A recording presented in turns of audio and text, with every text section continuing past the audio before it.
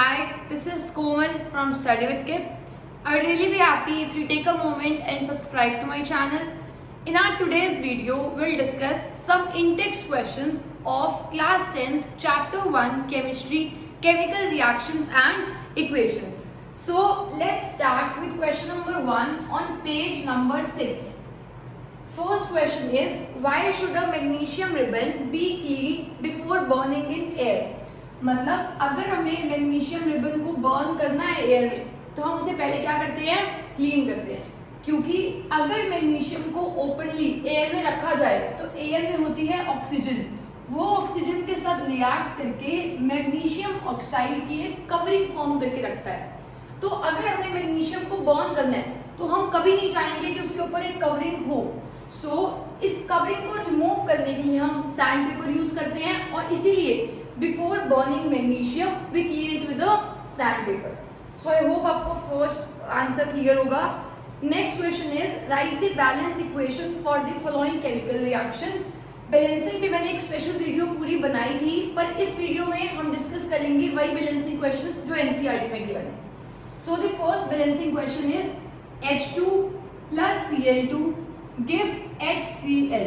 Question है hydrogen होता है H2 plus Cl2 chlorine gives hydrogen chloride. Hydrogen chloride का फॉर्मूला क्या होता है, HCl। अब आपको इस इक्वेशन को बैलेंस करना है। बैलेंसिंग के लिए एक आपको सिंपल ट्रिक फॉलो करनी है। सबसे पहले बैलेंस करते हैं मेटल्स को, फिर नॉन मेटल्स को, फिर ऑक्सीजन या हाइड्रोजन में से आप कोई भी बैलेंस कर सकते हो, उससे फर्क नहीं पड़ता। तो हम बैलेंसिंग करेंगे पहले मेटल की, फिर नॉन मेटल की, फिर ऑक्सीजन की और फिर हाइड्रोजन की। इस रिएक्शन में कोई भी मेटल नहीं है, नॉन मेटल क्लोरीन है, तो chlorine LHS left hand side कितने प्रेजेंट है, 2। राइट हैंड साइड में क्लोरीन के नीचे भी कुछ नहीं है, आगे भी कुछ नहीं है, मतलब क्लोरीन कितने प्रेजेंट है, 1। ऑक्सीजन कुछ प्रेजेंट ही नहीं है। हाइड्रोजन LHS में प्रेजेंट है 2, RHS में प्रेजेंट है 1।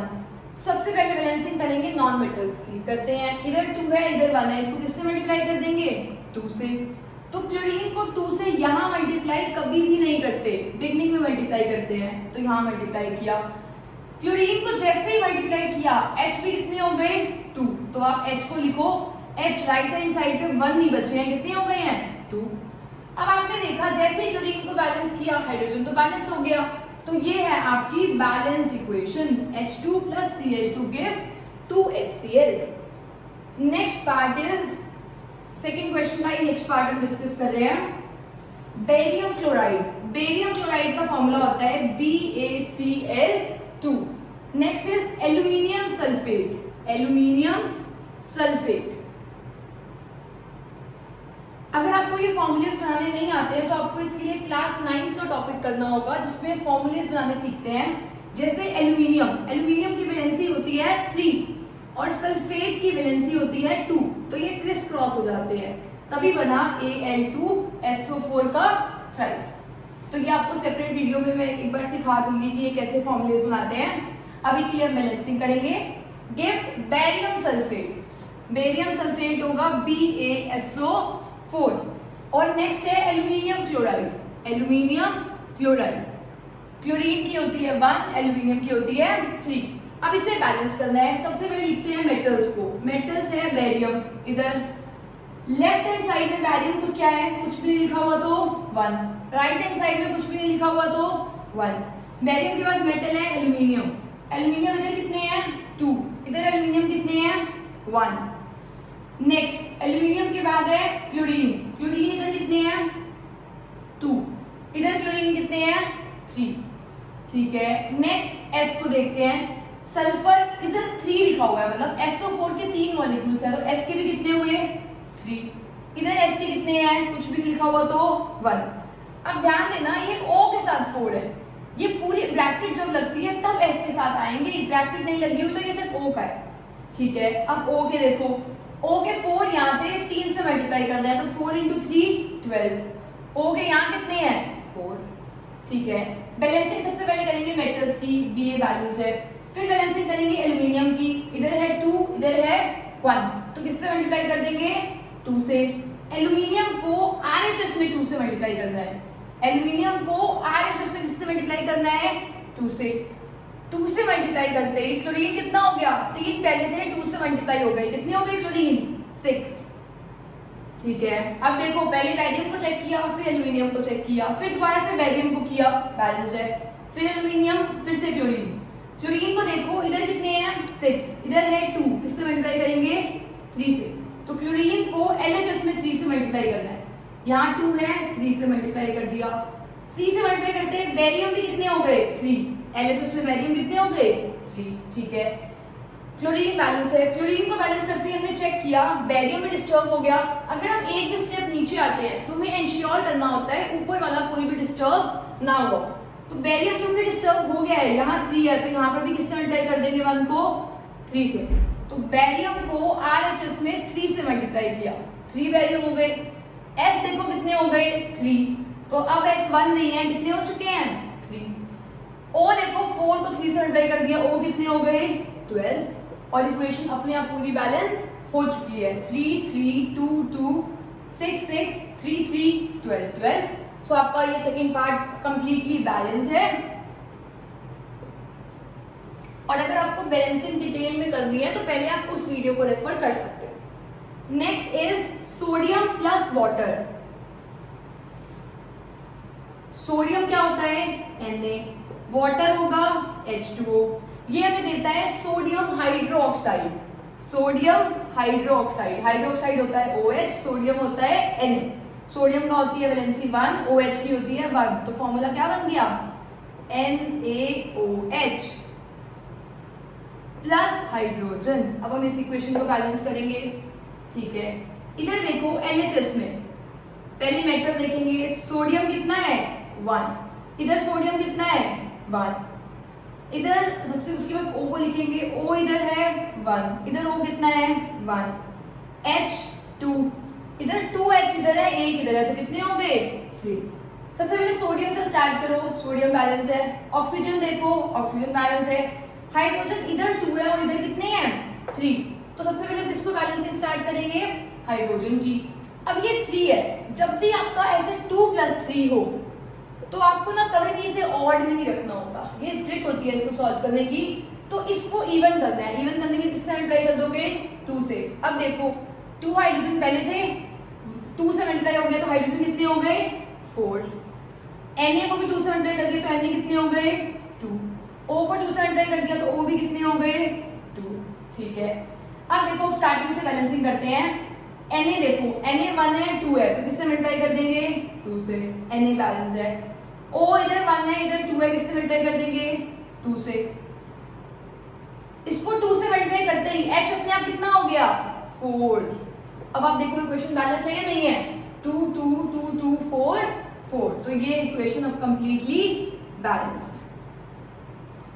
सो आई होप आपको ये सेकंड क्वेश्चन क्लियर हुआ होगा पेज 6 का। अब हम थर्ड क्वेश्चन करने वाले हैं जो फिर से बैलेंसिंग है। बैलेंसिंग की आपको बहुत अच्छे से प्रैक्टिस करनी है क्योंकि बैलेंसिंग के क्वेश्चंस आते हैं। जो मैंने डिफरेंट वीडियो बैलेंसिंग की बनाई थी उसमें भी हमने 7 to 8 क्वेश्चंस डिस्कस किए, तो आप उनकी भी प्रैक्टिस कर सकते हो। Next question is question number 3, solution of barium chloride.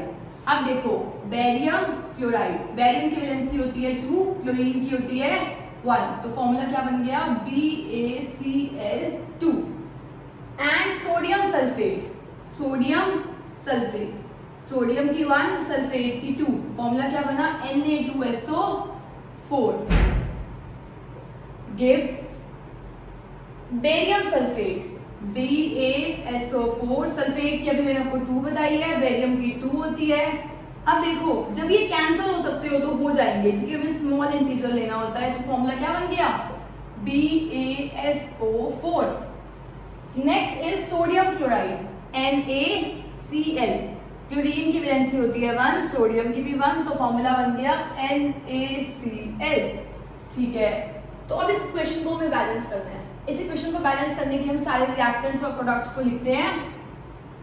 देखो बेरियम कितना है? इधर 1, इस साइड भी कितना है? 1। इधर क्लोरीन कितना है? पहले सोडियम लिख लेते हैं, मेटल्स की बात करिए तो सोडियम है 2, उधर सोडियम है 1। इधर क्लोरीन है 2, उधर क्लोरीन है 1। इधर S है, सल्फर है 1, इधर भी सल्फर 1 है, इधर भी O4 है, उधर भी O4 है। ठीक है, तो सबसे पहले बेरियम बैलेंस है, सोडियम को बैलेंस करते हैं। इसको किससे मल्टीप्लाई कर देंगे? 2 से। तो यहाँ पे 2 से मल्टीप्लाई करते हैं, क्लोरीन भी कितना हो गया? 2। अब अपने आप इक्वेशन बैलेंस्ड है, 1 1 2 2 2 2 1 1 4 4। तो this is the balanced equation. Now moving to second part of this question, which is sodium hydroxide. अब सोडियम का होता है Na, हाइड्रोक्साइड होता है OH, 1 वैलेंसी 1 वैलेंसी, तो फॉर्मूला क्या बन गया? NaOH reacts with hydrochloric acid, hydrochloric होती है HCl to produce sodium chloride. Sodium chloride का अभी हमने किया है होता है NaCl। Next is water. अब हमें इस इक्वेशन को बैलेंस करना है। आप देखो बैलेंसिंग करते हैं, सोडियम कितने हैं इधर? 1, इधर भी 1, Cl कितने हैं? 1, उधर भी 1, H कितने हैं? 2, इधर भी 2, O इधर है 1, उधर भी है 1। ये इक्वेशन तो ऑलरेडी बैलेंस थी, इसमें तो कुछ बैलेंस ही नहीं करना था। कभी कभी ऐसे ट्रिकी क्वेश्चन भी सीबीएसई में आते हैं जिसमें आपको सोचना ही नहीं पड़ता और इक्वेशन वो ऑलरेडी बैलेंस देते हैं। Now moving to page 10 question 1।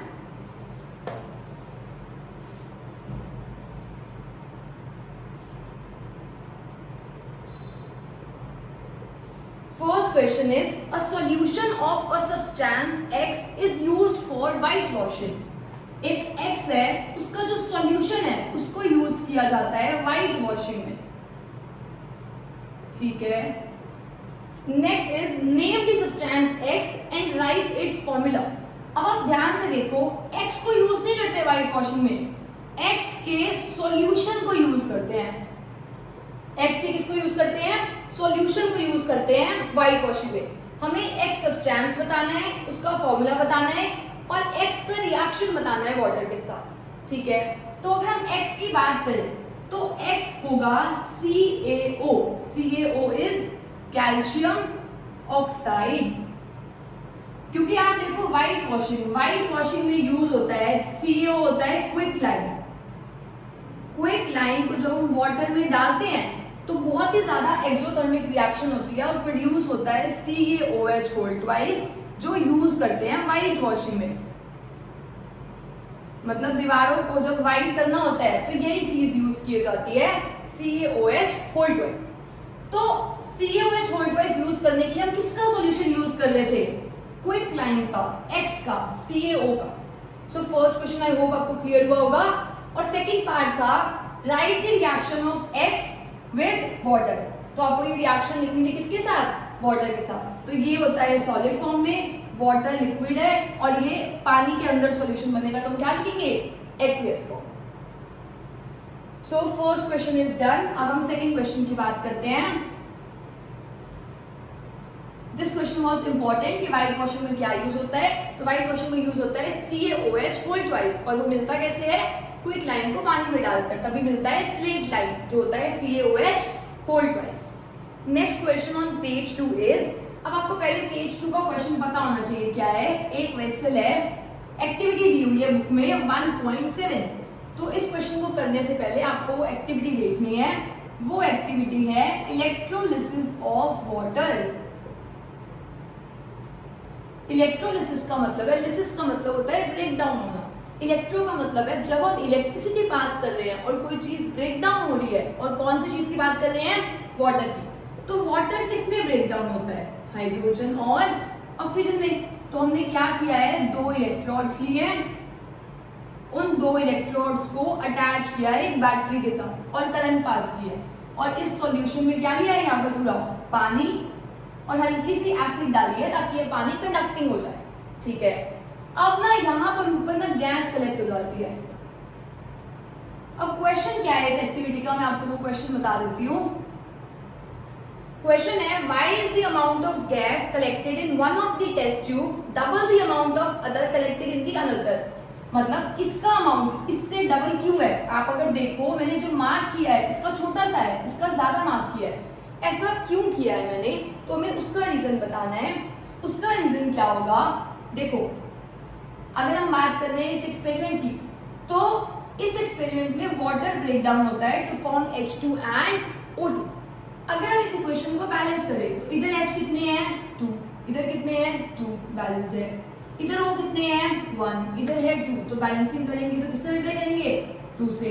Oxygen 2 करते हैं, हाइड्रोजन कितने हो गए? 4, यहाँ है 2, तो किससे मल्टीप्लाई कर दिया? 2 से। अब आप देखो, हाइड्रोजन कितने हैं? 2 × 2 4, इधर कितने हैं? 4, इधर ऑक्सीजन कितने हैं? 2, इधर भी कितने हैं? 2। अब इक्वेशन बैलेंस है। इसका मतलब जब 2 मोल पानी का टूटेगा तो उसमें अगर 2 मोल हाइड्रोजन के बन रहे हैं तो ऑक्सीजन का कितना बनता है? उसका हाफ। मतलब अगर ट्वाइस है ये देखो, अगर ये 1 है तो ये कितना है? 2। मतलब हाइड्रोजन और ऑक्सीजन की जो गैस की रेशियो होती है, अमाउंट ऑफ गैस की, वो कितनी होती है? 2:1। तो हम इसमें आंसर ये लिखेंगे, 2 molecules of water on electrolysis gives 2 molecules of hydrogen gas and 1 molecule of oxygen gas. इसका मतलब जितना भी वाटर ब्रेकडाउन हो रहा है उसमें से जितनी भी हाइड्रोजन बन रही है उसमें जितनी ऑक्सीजन फॉर्म हो रही है उसकी डबल हाइड्रोजन फॉर्म हो रही है इस एक्सपेरिमेंट में। और इस एक्सपेरिमेंट में आपको ये भी लर्न करना है कि कौन सी गैस कैथोड पे फॉर्म होगी, कौन सी गैस एनोड पे फॉर्म होगी, और आपको कमेंट बॉक्स में मुझे बताना है कि कौन सी गैस कैथोड पे फॉर्म हो रही है और कौन सी गैस एनोड पे फॉर्म हो रही है। और आपको इस क्वेश्चन में एक और चीज ध्यान रखनी है, क्योंकि यहाँ पर मैंने हाइड्रोजन बोला है और यहाँ पर क्या है? ऑक्सीजन। क्योंकि कौन ज्यादा अमाउंट में है? हाइड्रोजन। किससे? ऑक्सीजन से। तो यहाँ पर नेगेटिव आएगा और यहाँ पर क्या आएगा? पॉजिटिव। आप इस चीज का ध्यान रखो और कमेंट बॉक्स में मुझे बताओ कि गैस कहाँ फॉर्म हो रही है, कैथोड पे या फिर एनोड पे।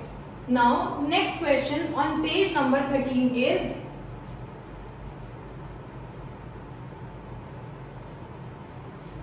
why does color of copper sulfate solution changes when iron nail is dipped in it? Iron nail का मतलब होता है Fe। आयरन नेल किसका होगा? Fe आयरन का। और जब हम इसको डिप करते हैं कॉपर सल्फेट सॉल्यूशन में, तो क्योंकि आयरन ज्यादा रिएक्टिव है कॉपर से, तो आयरन क्या करेगा? इनके घर पे जाएगा और कॉपर को बाहर निकाल देगा और सल्फर के साथ बॉन्ड बना लेगा। क्यों? क्योंकि iron is more reactive than copper. तो सॉल्यूशन क्या बनेगा? FeSO4 plus Cu। इस रिएक्शन को we call as displacement reaction. तो क्वेश्चन क्या था? क्वेश्चन ये था, आयरन नेल को हमने डिप किया है कॉपर सल्फेट के सॉल्यूशन में, उसका कलर क्यों चेंज हो रहा है? कलर इसलिए चेंज हो रहा है क्योंकि इसका कलर फेड हो रहा है और ये जो कलर था इसका, वो था ब्लूइश कलर कॉपर सल्फेट का, और फेरस सल्फेट जो इसका कलर अब बच जाएगा वो कलर बचेगा ग्रीनिश। तो इसलिए कलर इसलिए फेड हो रहा है क्योंकि कौन सी रिएक्शन हो रही है? डिस्प्लेसमेंट रिएक्शन, जिसमें आयरन ज्यादा रिएक्टिव है कॉपर से, तो वो कॉपर को डिस्प्लेस कर देगा और खुद उसकी जगह पे आ जाएगा। क्योंकि अब इसने इसको डिस्प्लेस कर दिया तो इस सॉल्यूशन का कलर फेड होकर ब्लू से ग्रीनिश हो जाएगा। ये एक्टिविटी आपकी बुक में दी हुई है और ये क्वेश्चन CBSE 2015 में आया हुआ है। आई होप आपको ये क्वेश्चन क्लियर होगा। Next is, give an example of double displacement reaction other than the one given in activity. आपकी बुक में एक एक्टिविटी में एग्जांपल दिया हुआ है डबल डिस्प्लेसमेंट का, आपको उस रिएक्शन को नहीं लिखना है। रिएक्शन जो मैंने बोर्ड पे लिखी है, it is an example of double displacement reaction. Also double displacement reactions are also known as precipitation reactions. अब प्रेसिपिटेशन रिएक्शंस क्यों बोलते हैं इन्हें? क्योंकि इन रिएक्शंस में एक प्रेसिपिटेट फॉर्म होता है। प्रेसिपिटेट का मतलब होता है कोई एक ऐसा सब्सटेंस जो उस सॉल्यूशन में नहीं घुलेगा, अलग से नीचे सेटल हो जाएगा, इनसॉल्युबल होगा, उसे क्या बोलते हैं? प्रेसिपिटेशन। प्रेसिपिटेशन रिएक्शन, और उस सब्सटेंस को बोलते हैं प्रेसिपिटेट। तो यहाँ पर AgBr क्या है? प्रेसिपिटेट, इनसॉल्युबल है और ये कहां से हो जाएगा? नीचे। Now last question of intext question is question number 3, और थर्ड क्वेश्चन को हम डिस्कस करते हैं। Identify the substances that are oxidised and that are reduced. और रिएक्शन दी हुई है 4Na plus O2 gives 2Na2O। ठीक है, इस रिएक्शन में हमें बताना है कौन सा सब्सटेंस ऑक्सीडाइज हो रहा है और कौन सा रिड्यूस हो रहा है। देखो, अगर किसी में ऑक्सीजन ऐड होती है तो वो ऑक्सीडाइज होता है, अदरवाइज ऑक्सीडाइज नहीं होता। अब देखो ये है सोडियम, सोडियम के पास पहले ऑक्सीजन नहीं थी, अब RHS में जाते हुए ऑक्सीजन आ गई, तो इसका क्या हुआ है, ऑक्सीडेशन। और जब एक सब्सटेंस का ऑक्सीडेशन होता है तो दूसरे सब्सटेंस का रिडक्शन होता है। तो आप आंसर में लिखोगे Na is oxidised to Na2O और O2 is reduced to Na2O। आपको ये पूरा एक आंसर में लिखना है। नेक्स्ट है CuO plus H2 gives Cu plus H2O। देखो आप दो चीजों से लर्न कर सकते हो ऑक्सीडेशन को। Oxidation is addition of oxygen और रिडक्शन ऑफ हाइड्रोजन, ठीक है। ऐसे ही रिडक्शन क्या होगा, रिडक्शन होगा एडिशन ऑफ हाइड्रोजन और रिडक्शन ऑफ ऑक्सीजन। मतलब ऑक्सीडेशन में ऑक्सीजन ऐड होगी तो हाइड्रोजन कम हो रहा होगा, रिडक्शन में हाइड्रोजन ऐड हो रही होगी तो ऑक्सीजन कम हो रहा होगा। अब इसमें देखते हैं, कॉपर के पास पहले ऑक्सीजन थी, अब कॉपर के पास ऑक्सीजन नहीं है, ऑक्सीजन के रिमूवल को क्या बोलते हैं, रिडक्शन। हाइड्रोजन के पास पहले ऑक्सीजन नहीं थी, अब ऑक्सीजन आ गई है, तो ये क्या हुआ है, ऑक्सीडेशन। तो आप लिखोगे CuO is reduced to Cu, H2 is oxidised to form H2O। तो हमने ये सारे क्वेश्चंस डिस्कस कर लिए हैं in text questions of chapter 1 chemical reactions and equations. So this was all about today's video. I hope you liked it, and if you did, please share it with your friends as well. Thanks for watching. I hope you all have a very nice day.